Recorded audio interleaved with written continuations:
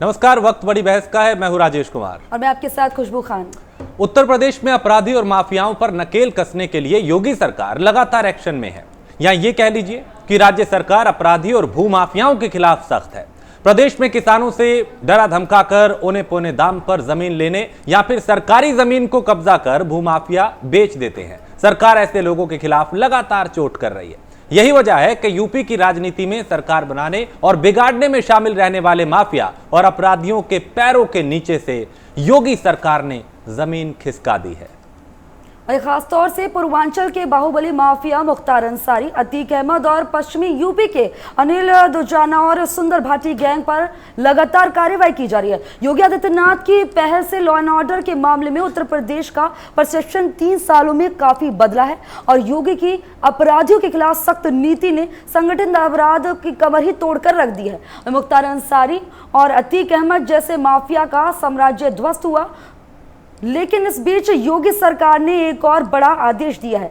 सरकारी जमीन पर माफियाओं और अपराधियों के अवैध कब्जे और संपत्तियां गिराने के साथ ही माफियाओं और अपराधियों से किराया वसूला जाएगा। यानी कि माफियाओं को योगी सरकार बिल्कुल भी अब बख्शने के मूड में नहीं नजर आ रही है। और यही वजह है कि पिछले कई दिनों से लगातार माफियाओं के खिलाफ अभियान चल रहा है और उनकी जो अवैध संपत्ति है उसे जब्त किया जा रहा है, ध्वस्त किया जा रहा है, कुर्क किया जा रहा है।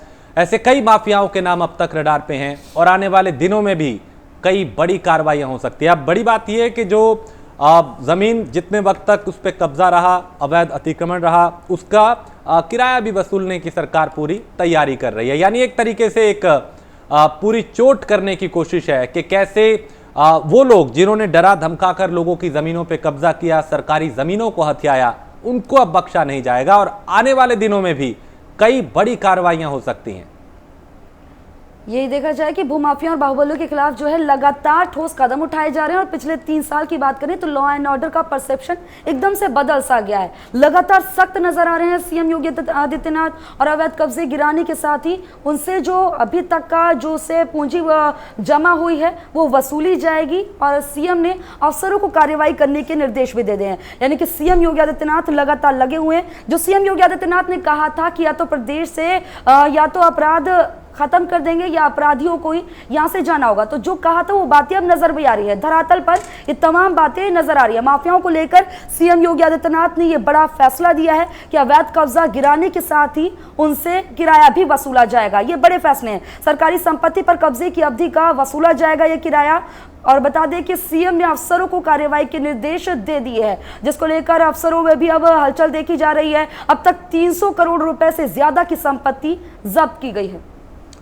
और खासतौर से पूर्वांचल के बाहुबली माफिया मुख्तार अंसारी, अतीक अहमद और पश्चिमी यूपी के अनिल दुजाना, सुंदर भाटी गैंग पर लगातार कार्रवाई की जा रही है। आए दिन बुलडोजर चल रहा है, हंटर मुख्यमंत्री योगी आदित्यनाथ का चल रहा है इन माफियाओं पर, जिनका एक लंबे समय तक जिन्होंने लोगों को डरा धमकाकर यहाँ पे जमीनों को कब्जाया।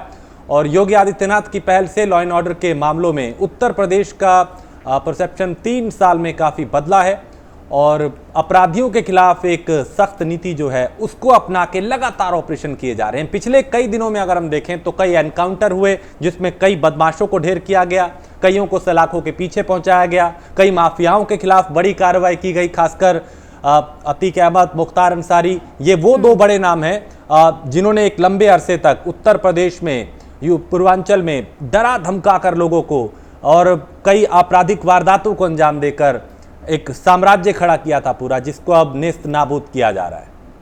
राजेश, ऐसे में देखा जाए क्योंकि फिल्म सिटी को लेकर काफी चर्चा हो रही है, उसके लिए लगातार मंथन भी चल रहा है।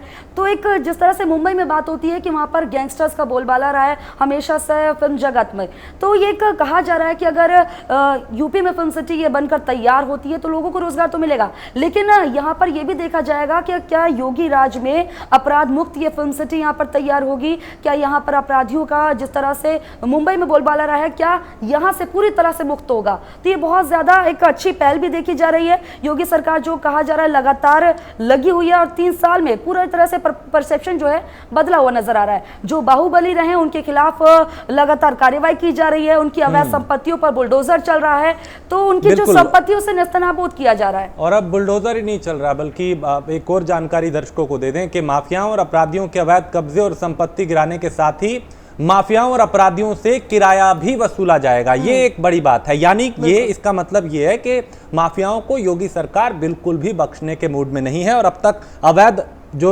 इमारतें थी, संपत्ति थी, उसे तो नेस्तनाबूद किया ही जा रहा है, अब उसका किराया भी वसूला जाएगा। यानी जितने वक्त तक वहां पे वो उस ढांचे को खड़ा रखा, उसका जो नुकसान हुआ वो भी खामियाजा उन्हीं से लिया जाएगा। तो एक ये रोड मैप तैयार किया गया है, एक नई रणनीति बनाई गई है जिसके तहत एक डर भी पैदा होगा।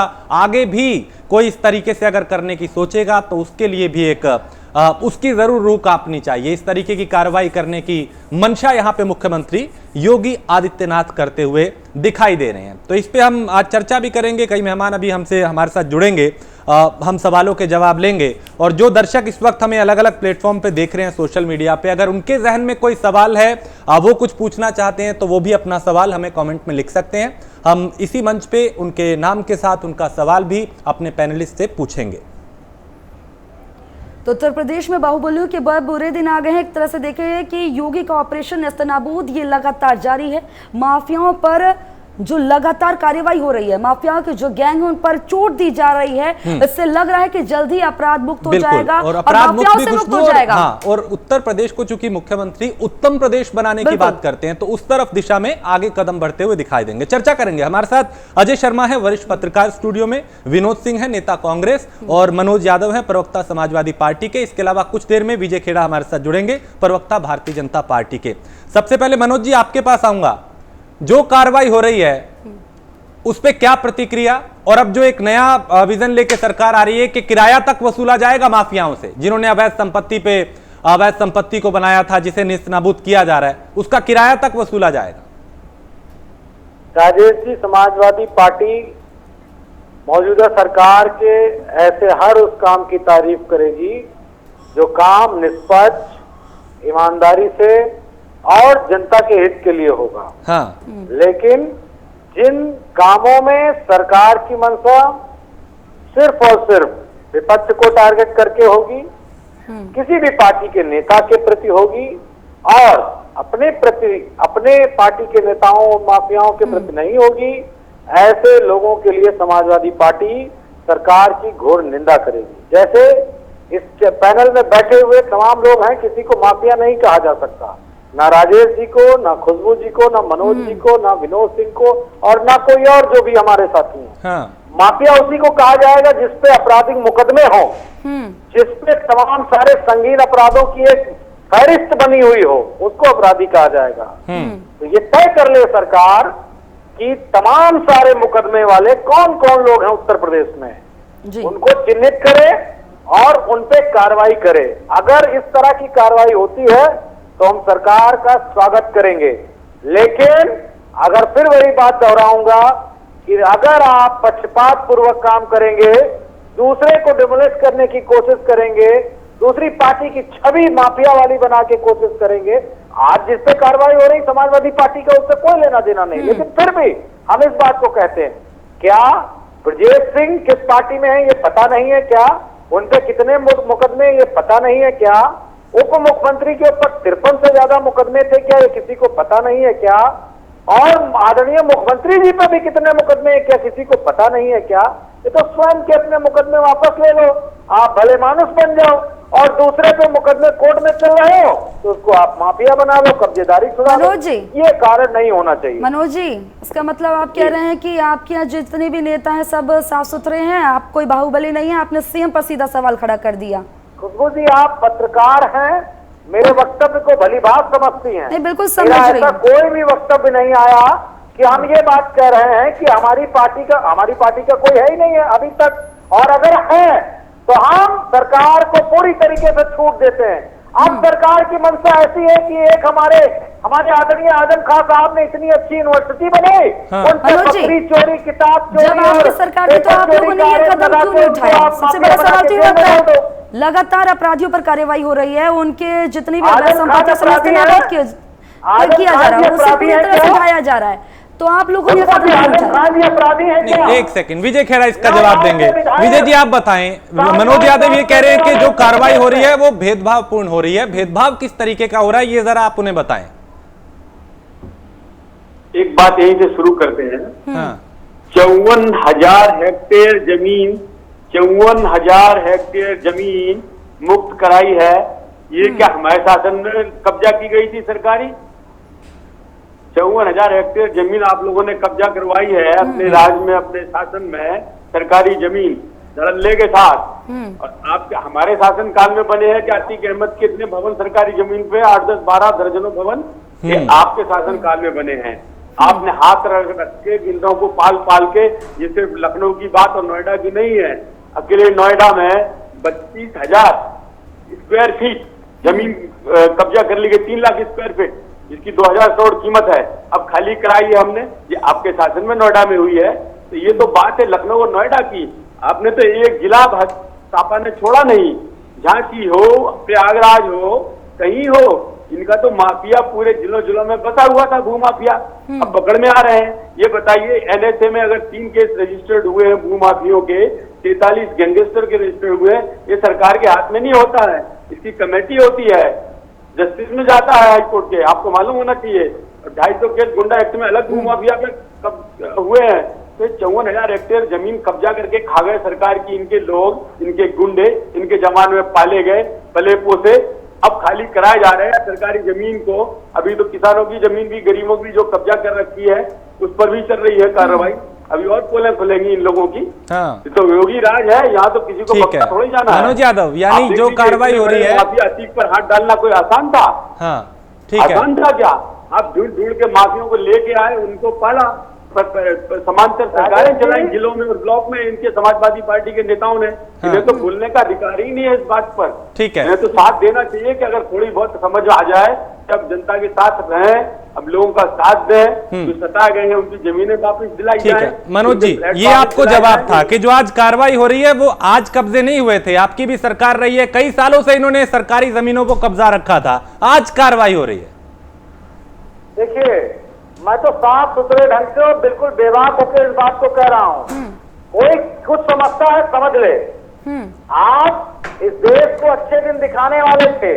प्रदेश में अगर किसी के पास ग्राम समाज की जमीन थी, किसी ने आबादी की जमीन में मकान बना लिया था, वो सब यही है और सब पे आप कार्रवाई कर सकते हैं। जो इस देश के आम आदमी का हजारों लाखों करोड़ रुपए लेके आपके साथी मोदी, अडानी और पता नहीं कौन कौन थे, सारे आपके गुजराती, वो लेके रफ्फू चक्कर हो गए उत्तर प्रदेश और देश से। उनको पकड़ के लाइए। जिनके पास कब्जे हैं, वो किसान हो, माफिया हो, कोई आदमी हो, आम आदमी हो, दबंग हो, वो तो सब यही है। आप उन पे करिए कार्रवाई, जो इस देश की गाड़ी कमाई आम आदमी की लेके चले मनोज जी, गए। उनको तो नहीं ये एकदम से सक्रिय नहीं होंगे, आपकी सरकार थी तब क्यों कार्रवाई नहीं की गई फिर इन पर? ठीक है ठीक है ठीक है, तो उन पर तब क्यों कार्रवाई नहीं की गई? मनोज जी, तो ये एकदम से तो सक्रिय नहीं हुए जिनके आप नाम ले रहे हैं, तो उन पर आपकी सरकार थी तब क्यों नहीं कार्रवाई की गई? नहीं तो तब क्यों नहीं की गई कार्रवाई?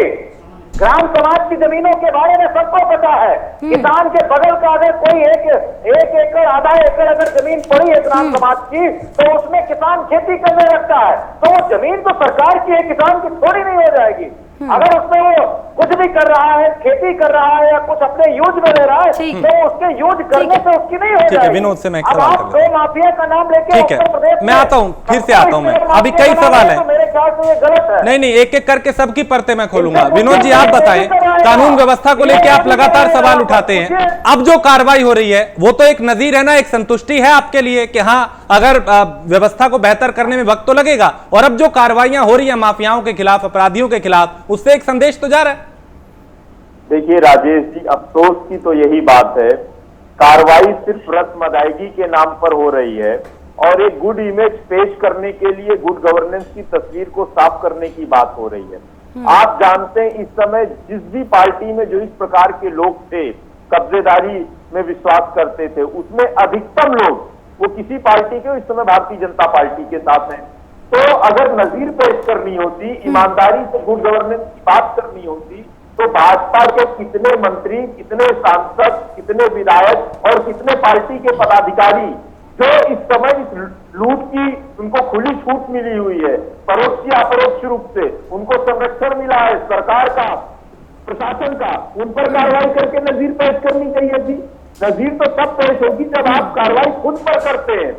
अगर आप टारगेट करते हैं, ये सरकार माईवे और हाईवे के साथ पर चल रही है, अगर आपकी संस्कृति, आपकी विचारधारा, आपकी पार्टी भारतीय जनता पार्टी है, तो आपके 100 गुना माफ है। लेकिन अगर आप कितने भी अच्छे हैं, साधु है, कितने भी लोकतांत्रिक है, लेकिन अगर आप विपक्षी पार्टी के पदाधिकारी है, आप लेखक है, आप प्रोफेसर है, आप अलग विचारधारा रखते हैं, तो आपको किसी न किसी रूप में कानून का डंडे का सामना करना पड़ेगा।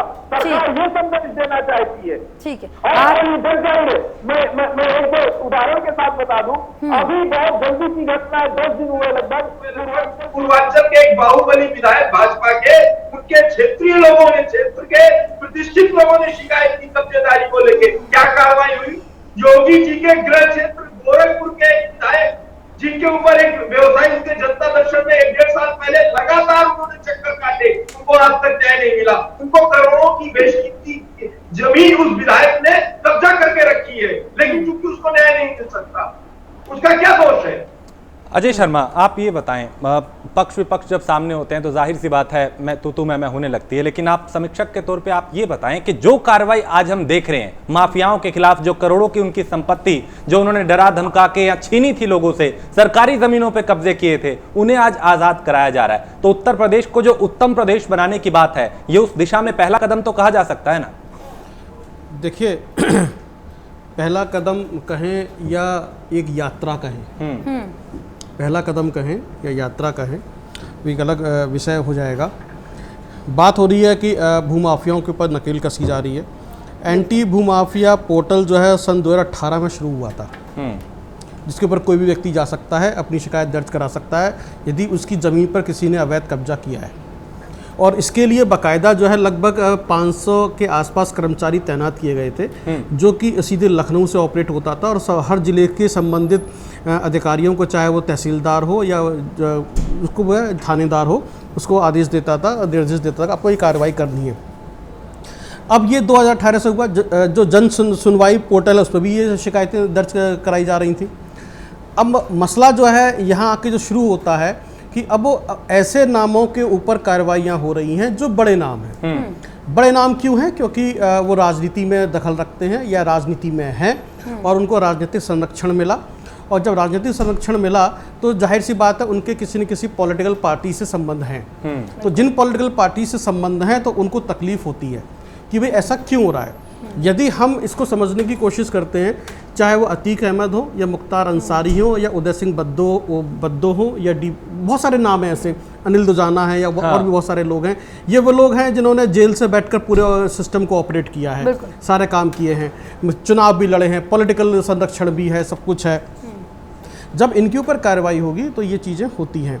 तो यहाँ पर अभी जो मैं समझने की कोशिश कर रहा हूँ कि यदि योगी सरकार इसके ऊपर कार्रवाई कर रही है तो ये कार्रवाई तो मैं समझता हूँ 2 साल पहले शुरू हो जानी चाहिए थी। मैं तो फिर भी लेट कह रहा हूँ कि उत्तर प्रदेश सरकार ने लेट किया। लेट शायद ये चीज़ें वहाँ से निकलकर बाहर आनी शुरू हुई जब विकास दुबे का एनकाउंटर हुआ। विकास दुबे के एनकाउंटर से उत्तर प्रदेश सरकार को समझ में आया कि किस तरीके से ज़मीनों पर अवैध कब्जे हैं, किस तरीके से जो है एक इलीगल तरीके से संपत्ति इकट्ठी की गई है, और इन अपराधियों की बैकबोन को तोड़ने के लिए और इन अपराधियों के नेटवर्क को ध्वस्त करने के लिए इनको फाइनेंशियली ख़त्म करना जरूरी है। जब फाइनेंशियली खत्म हो जाएंगे तो काम होगा कैसे?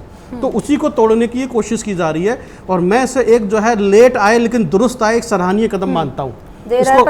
दुरुस्त आए, ये पहले हो जाना चाहिए था, क्योंकि मैं किसी भी पॉलिटिकल पार्टी से इत्तेफाक नहीं रखता। ये चाहे समाजवादी पार्टी हो या बहुजन समाज पार्टी हो, ये पिछले 10 साल में 15 साल में खड़े हुए हैं, तैयार हुए हैं। आप इनको उठा कर देख लीजिए, इनका पूरा इतिहास। तो इसके ऊपर हम ये कहें कि ये टारगेट किया जा रहा है। यदि टारगेट किया जा रहा है तो आप एक तरीके से देश के जुडिशरी सिस्टम को चैलेंज कर रहे हैं कि वहां पर भी भ्रष्टाचार है। बिल्कुल।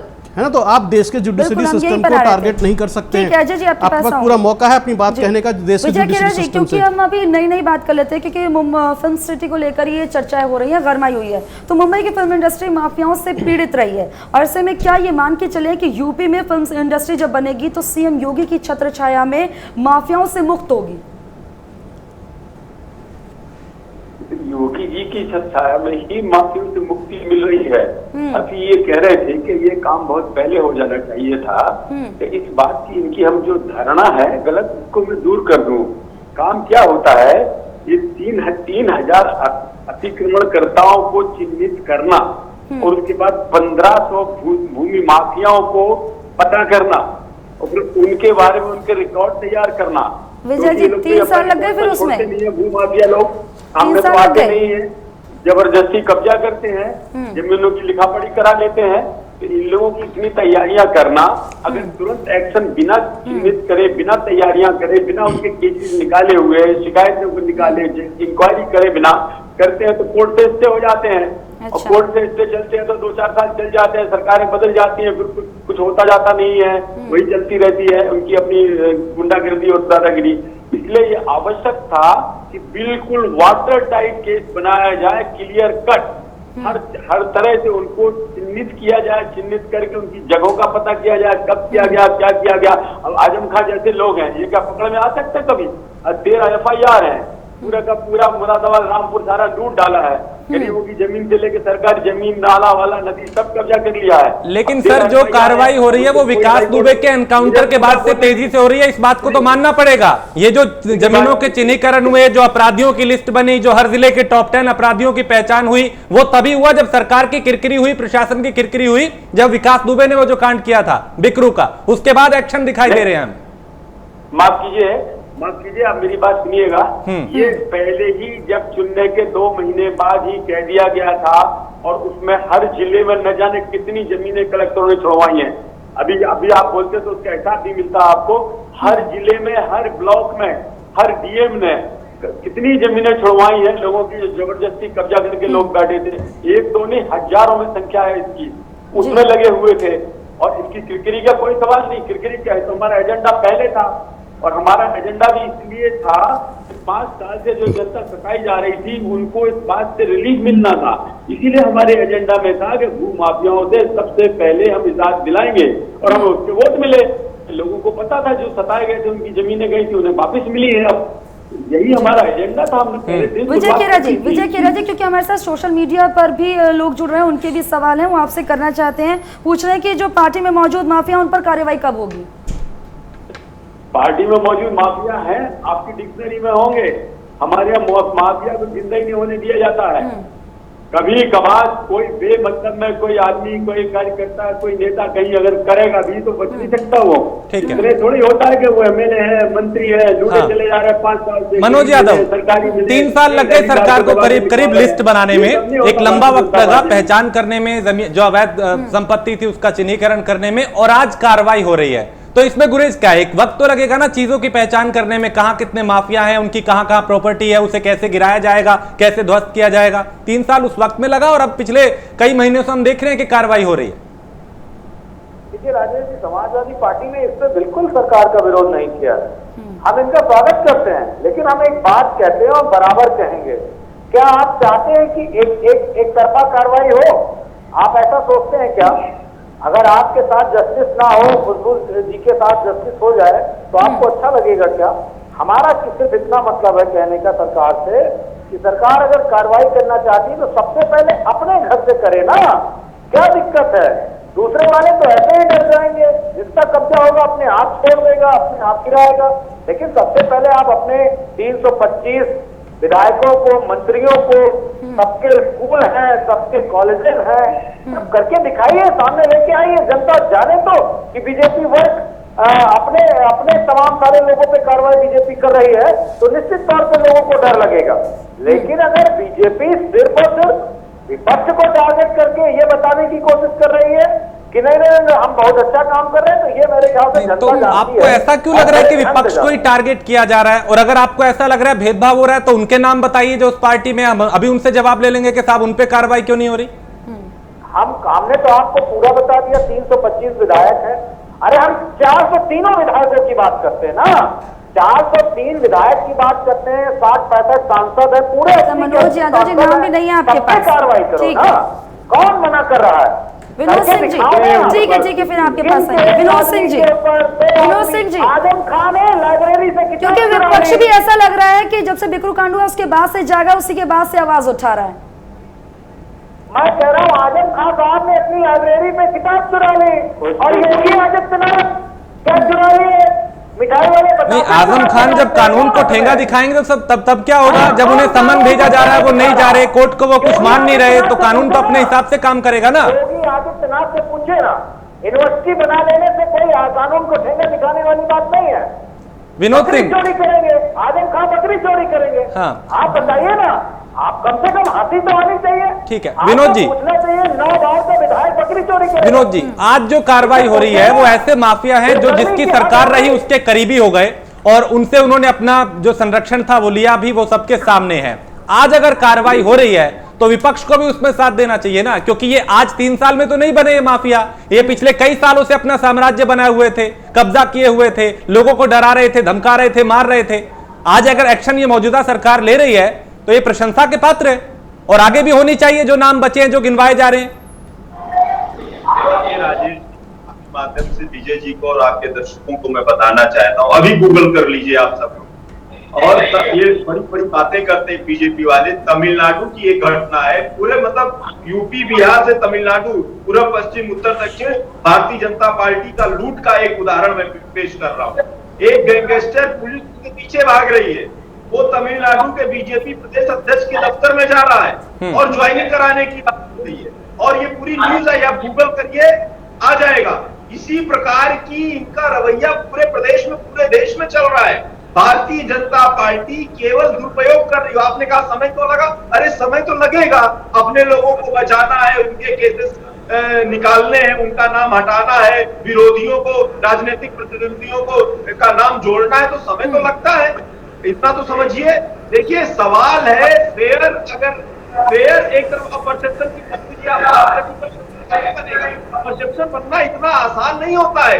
जन आकांक्षाओं के कसौटी पर आप खड़े नहीं उतर पाएंगे। जब एक तरफ आपके महोबा का एसपी धमकी देते वसूली करवाता है, और जब उसकी मांग नहीं पूरी होती है तो उस व्यापारी की दुखद हत्या हो जाती है, क्या परसेप्शन बनेगा? इससे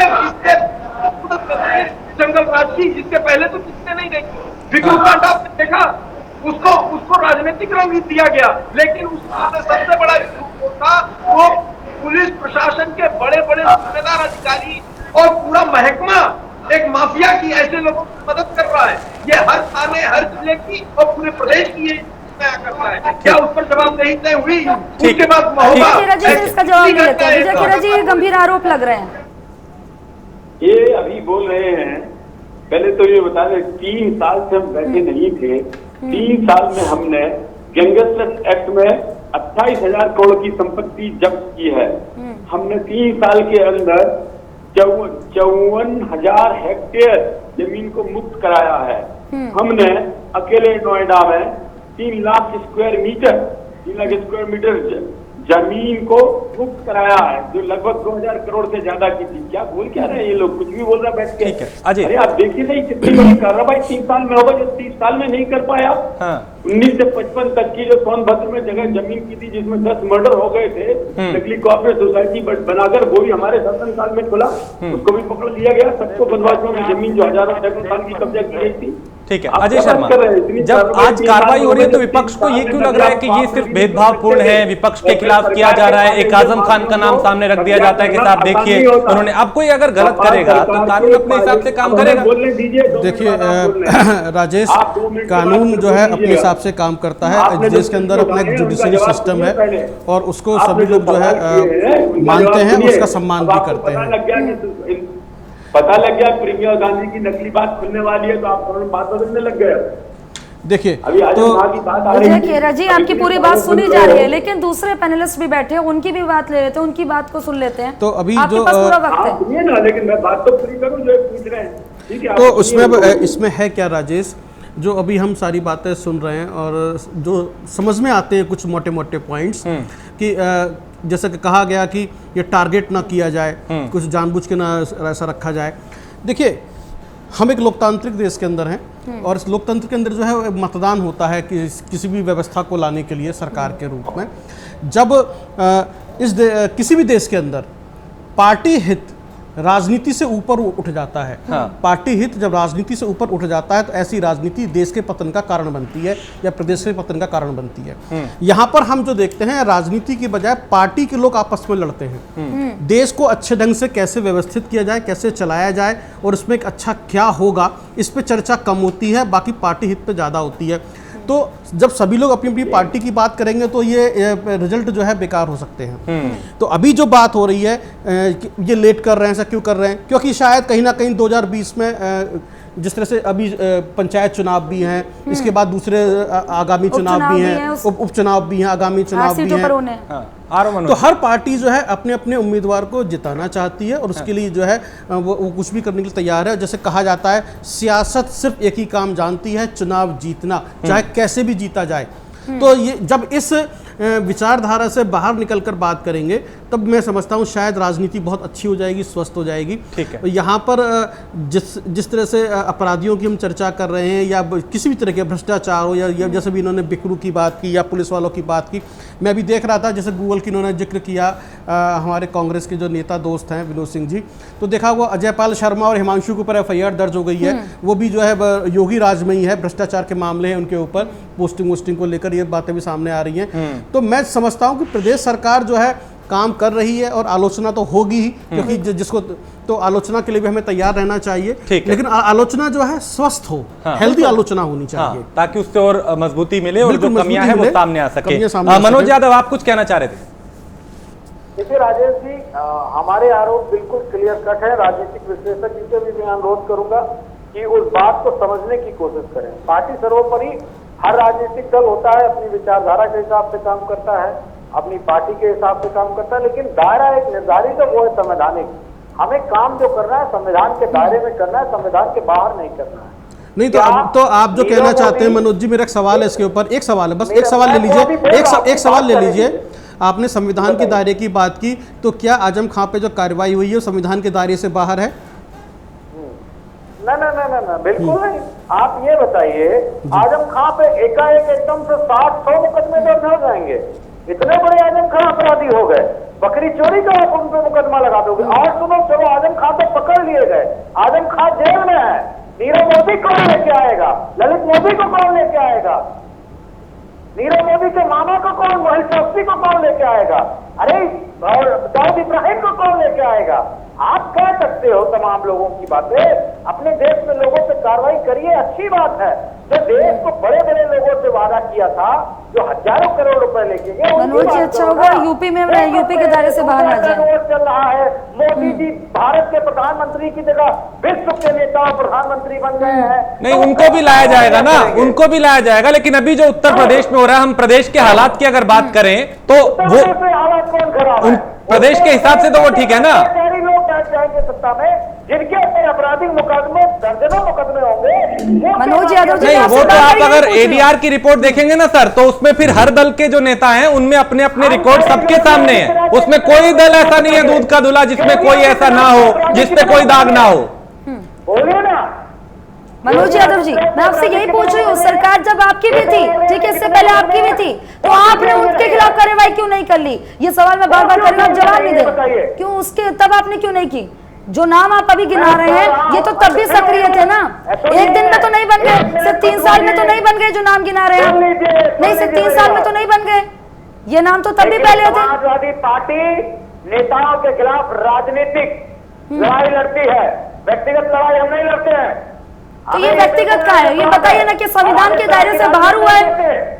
नहीं, दुनिया की सबसे निचले स्तर की अजय शर्मा जी ने पूछा, मैं भी यही पूछ रही हूँ, क्या ये संविधान के दायरे से बाहर हुआ है? आजम खान के खिलाफ जो कार्रवाई हुई है, क्या संविधान के दायरे से बाहर हुई है? एक धर्म के लोगों पे कार्रवाई शुरू कर दो, एक जाति के पे कार्रवाई।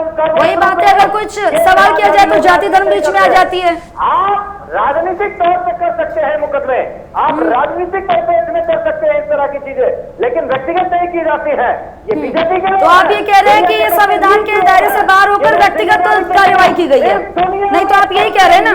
अगर कोई है तो वो राजनीतिक दल में भाजपा है, वो बहुत निचले स्तर की राजनीति करते हैं ये लोग। विजय खेड़ा जी, विजय खेड़ा जी, बहुत देर से आप कहना चाह रहे हैं कुछ?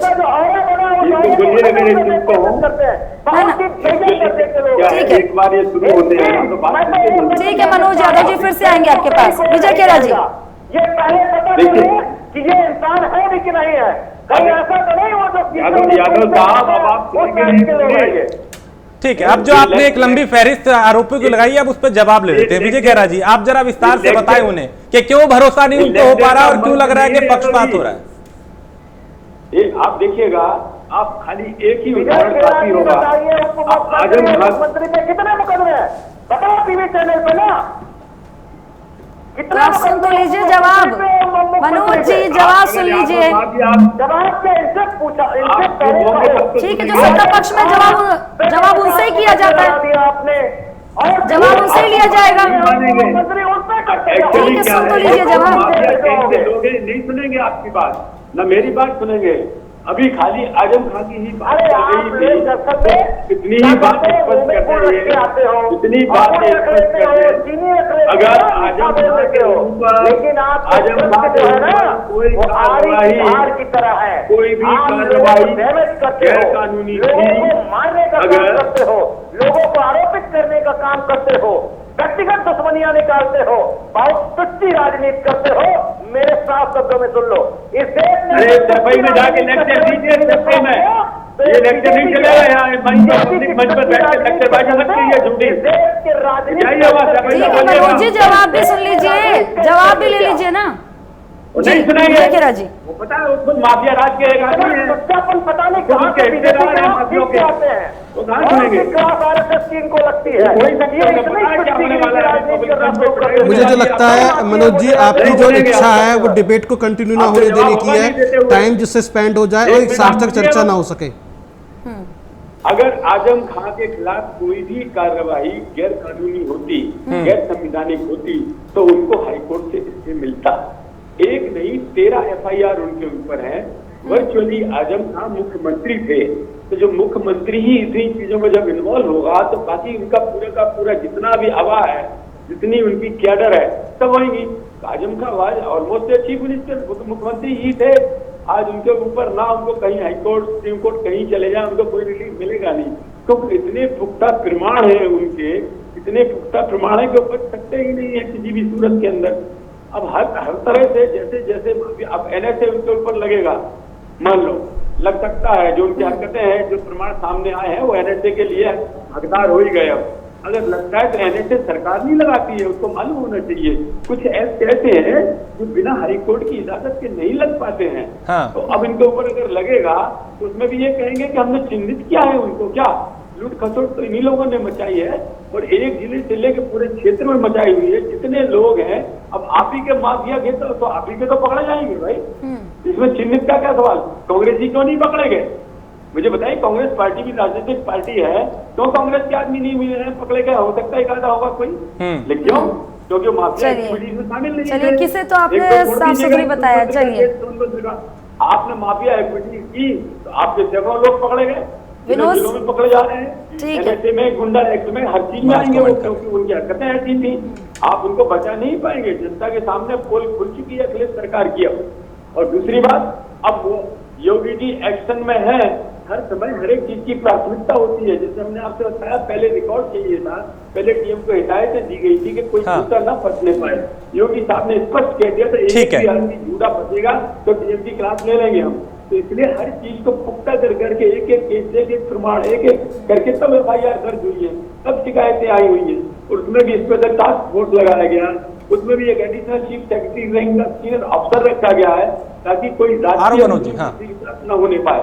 ठीक है, लेकिन जो माफिया है उन्हें पकड़ा भी जाएगा, उन्हें छोड़ा जाएगा नहीं। आप चाहे इतना धरना कर लीजिए, चाहे इतना प्रदर्शन कर लीजिए, यही हमारी ताकत है, यही हमारा घोषणा पत्र है। जनता को माफिया राज से छुटकारा दिलाना भारतीय जनता पार्टी के घोषणा पत्र का पहला अध्याय था। ठीक है, अध्याय की तो हम पूरा मनोज जी इस पे टिप्पणी कर रहे हैं, उसके बाद मैं विनोद जी के पास जाऊंगा। मनोज यादव। राजेश जी, आपने एडीआर की रिपोर्ट की बात की, मैं उसी बात पे चर्चा आगे कर रहा हूँ और 2 लाइनें कहता हूँ। जो भी रिपोर्ट सरकारी आई है, उस रिपोर्ट के हिसाब से सबसे ज्यादा मुकदमे अपराधी भ्रष्टाचार के अगर आज इस देश में सबसे ज्यादा किसी पार्टी पे तो भाजपा पे है। अब आप ये पूछ लो विजय खेड़ा जी से कि कौन सबसे ज्यादा सांसद आपराधिक और विधायक आपराधिक और वो संख्या ज्यादा इसलिए है क्योंकि उनके जीते हुए उम्मीदवार भी ज्यादा हैं। अजय जी, इस पे आप जरा हमको समझाएं, क्योंकि अगर इससे पिछले का आंकड़ा हम देखेंगे तो उसमें आपके निकलेंगे, तो वो तो जिसकी संख्या ज्यादा है उसके जाहिर सी बात है ज्यादा आंकड़े होंगे। कार्रवाई कर रहे हैं राजेश जी,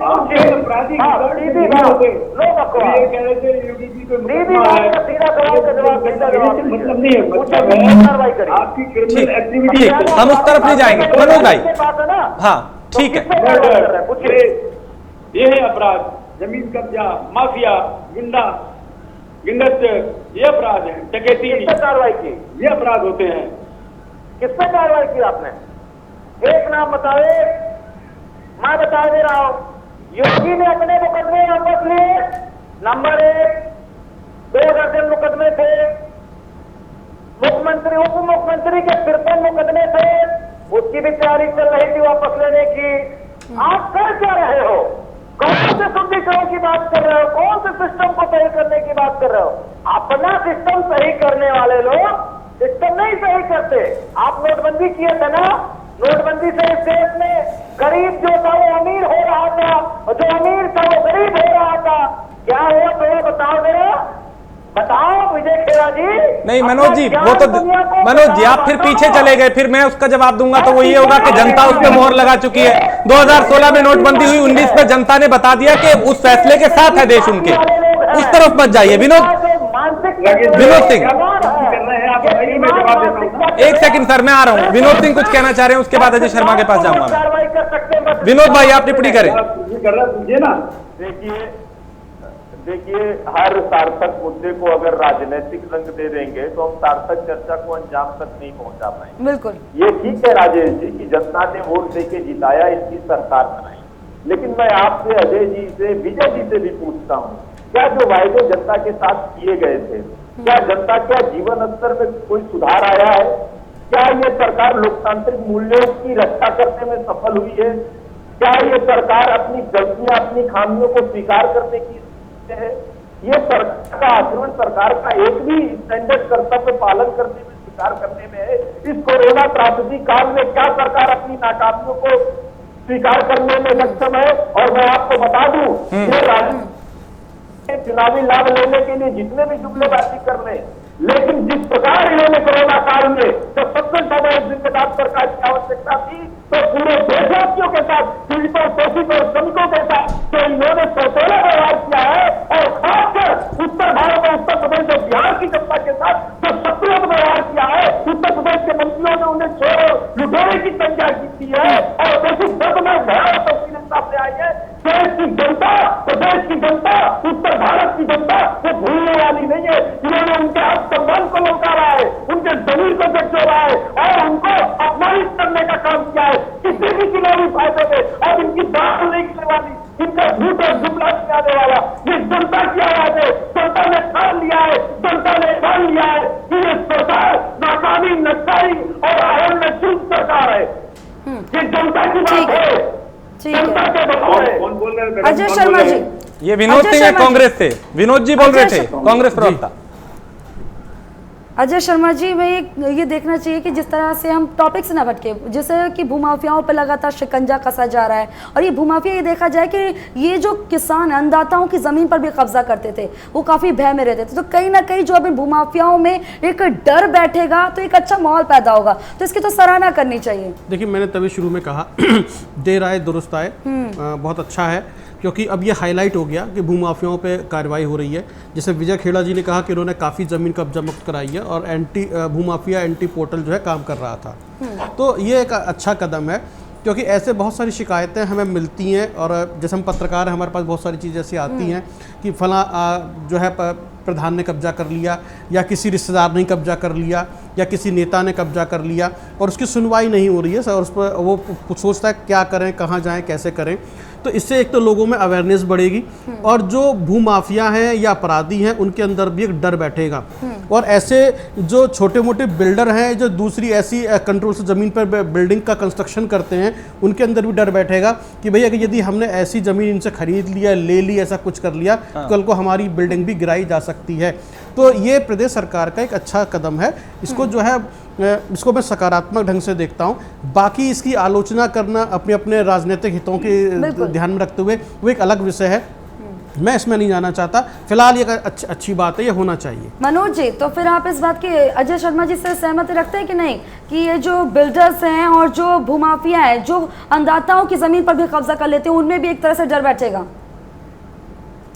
नोएडा, गाजियाबाद बिल्डरों का मेरे ख्याल से खनन है, वहाँ पे आपको लाखों हजारों बिल्डर मिलेंगे। सही बात है। कितने बिल्डरों पे कार्रवाई की, कितने बिल्डरों के प्रोजेक्ट रोके गए, आप बताइए ना। सबके काम अपने हिसाब से चल रहे हैं या सिस्टमेटिक कौन जेल गया? एक सबके चिट्ठे खुलने शुरू तो हो गए हैं। अब मैं कह रहा हूँ जेपी ग्रुप का कोई व्यक्ति अंदर गया जिसके खिलाफ कितने मुकदमे करने की बात कही गई? किस ग्रुप का व्यक्ति को जेल आपने भेजा? देखिए ये सिंबॉलिक है, जो सरकार कर रही है सिंबॉलिक है। सिंबॉलिक काम करने से सरकार किसी भी चीज को दिशा निर्देशित या उसको पटरी पे लाने की प्रक्रिया को नहीं कर सकते, इसमें दो राय नहीं। ठीक तो है। मैं सीधे सीधे बीजेपी की सरकार से यही कहता हूँ कि ऐसा है जो कुछ करना है जमीनी हकीकत पे करिए, धरातल पे करिए। सिंबलिज्म के हिसाब से राजनीति नहीं चलेगी, लेकिन करे क्या?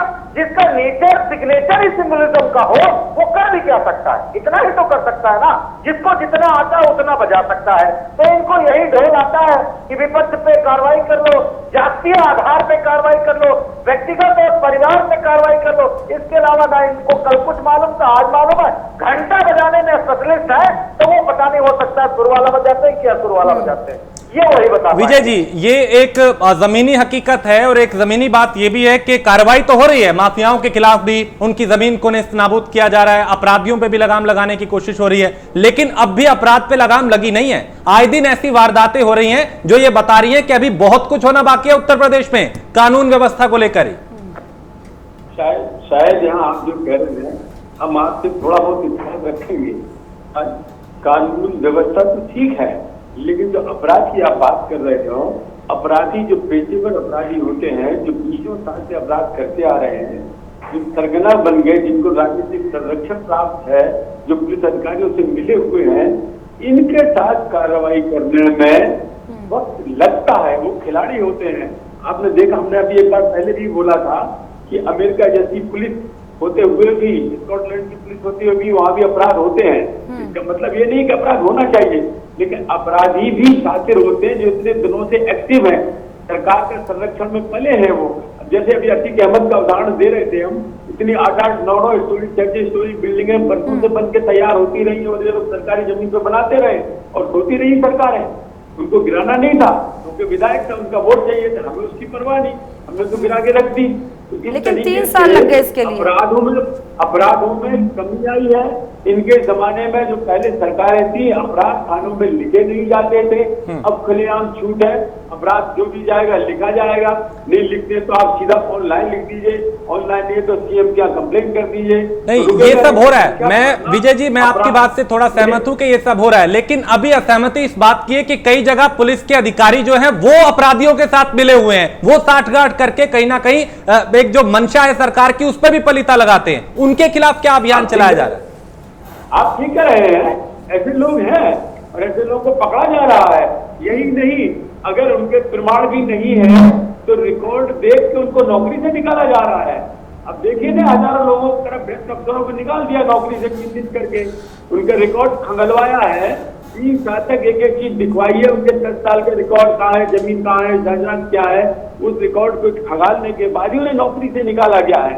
तो ये सारी कार्रवाइयाँ सिर्फ इसीलिए है कि शासन। देखिए राजेश, जो मनोज जी आ रहा हूँ, मैं जो लोगों को विजय खेड़ा जी, जहाँ पर क्राइम बंद हो, ठीक है, बंद हो, वो योगी जी इस वक्त कदम बढ़ा रहे हैं। ठीक है। देखिए पूरी हम जो चर्चा को सुन रहे हैं और पिछले 3-4 महीने के लिए या पिछले हम जितने भी ओवरऑल एक पीरियड है उसको हम जब देखते हैं तो इस नतीजे पहुंचते हैं कि योगी आदित्यनाथ एक ऐसे मुख्यमंत्री के रूप में सामने आए निकलकर, जो उन्होंने कहा कि आते ही सबसे पहले ठोक देंगे तो अपराधियों चुन चुन के मारा जाएगा या ऐसा कुछ कर दिया जाएगा। वो शुरू से आलोचना के शिकार हो रहे हैं, लेकिन इसके बावजूद कहीं रुक नहीं रहे हैं। तो कार्रवाई होती हुई हमें दिखाई तो दे रही है, और हम ये समझ रहे हैं कि जब इस तरह की कार्रवाइयाँ होंगी, जो चाहे छोटे अपराधी हों या बड़े अपराधी हों, चाहे माफिया हों या डॉन टाइप लोग हों, जो कि पॉलिटिकल पार्टी से अटैच रहते हैं, फंडिंग करते हैं, हर तरह की चीज़ें जिससे संरक्षण मिलता है, तो खलबली तो मचेगी। जब खलबली मच रही है तो इस तरह के रिएक्शंस आने लाजमी हैं, किसी न किसी रूप में रिएक्शंस आएंगे। लेकिन मैं जो समझ पा रहा हूँ कि वो एक ऐसे मुख्यमंत्री हैं जिन्होंने ये हिम्मत की है कि बिल्ली के गले में घंटी बांधेगा कौन। तो जो अभी सिंबॉलिक बात हो रही है कि बिल्ली गले में घंटी बांध दी है उन्होंने, जिसकी वजह से पूरे में एक शोर हो रहा है, जिसे हम कहते हैं घंटा बजाना। तो वो चीज है, ये तो घंटी बज रही है। ठीक है, मनोज यादव कुछ कहना चाह रहे हैं। मनोज जी। अजय शर्मा जी के लगा है चश्मा, और वो भी मोटे पावर वाला। मैं कह रहा हूं कि योगी आदित्यनाथ के आपराधिक मुकदमों का जिक्र करिए, वो चुप खामोश। बुरहान, योगी जी महान, योगी जी सन्यासी, योगी जी ईमानदार, बोलेंगे ही नहीं कि योगी क्या है, ये नहीं बताएंगे। उनके ऊपर टिप्पणी करने से वो बचेंगे, डरते होंगे। इसलिए हो जाएगा, योगी जी के एक बात से बोलते उप मुख्यमंत्री पे कितने आपराधिक मुकदमे हैं, इसका जिक्र नहीं करेंगे। अरे कौन करेगा भैया, उनसे सवाल कौन पूछेगा, ये तो बताओ ना। मैं तो मुख्यमंत्री की कार्यशैली और दायित्व की बात कर रहा हूँ मनोज जी। मैं मुख्यमंत्री की कार्यशैली और दायित्व की बात कर रहा हूँ, ना कि मैं कोई दूसरी बात कर रहा हूँ। चश्मा तो मैंने अपना ही लगा रखा है। हाँ, अगर समाजवादी पार्टी का चश्मा लगा रखा होता तो आप दो शब्द जरूर मेरी तारीफ में कह देते। नहीं, उनकी तो आपको टोपी पहननी पड़ेगी, उनका चश्मा नहीं। ठीक है, नहीं व्यक्तिगत ना हो, व्यक्तिगत ना हो। विनोद सिंह, वक्त की कमी, आखिरी कमेंट विनोद जी आप। कितना पैसा ले रहा है आपको, पता है आपको? ठीक है मनोज भाई, व्यक्तिगत ना हो। चलिए मनोज जी, चश्मा अपना पहना है।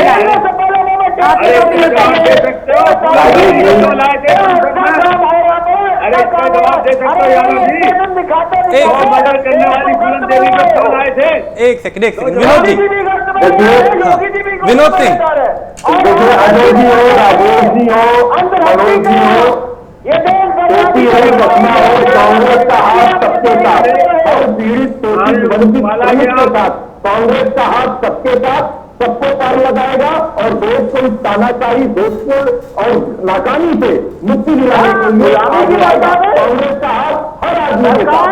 अत्याचार पे अत्याचार किए जा रही है, लोगों को अपराधी बनाए जा रही है, लौटेदार से विधायक को मुलजिम बनाया जा रही है, और सबको खिलाफ कार्रवाई के खिलाफ कर रही है, और आप ढूंढना बता रहे हैं। चलिए, ये विपक्ष का आरोप है और सत्ता पक्ष को भी हमने सुना। सवाल कई थे, कईयों के जवाब आए, कईयों के रह गए। वक्त की कमी है मेरे पास। ठीक है मनोज जी, फिर किसी मुद्दे पे आपके साथ चर्चा होगी, लेकिन आज के लिए शुक्रिया।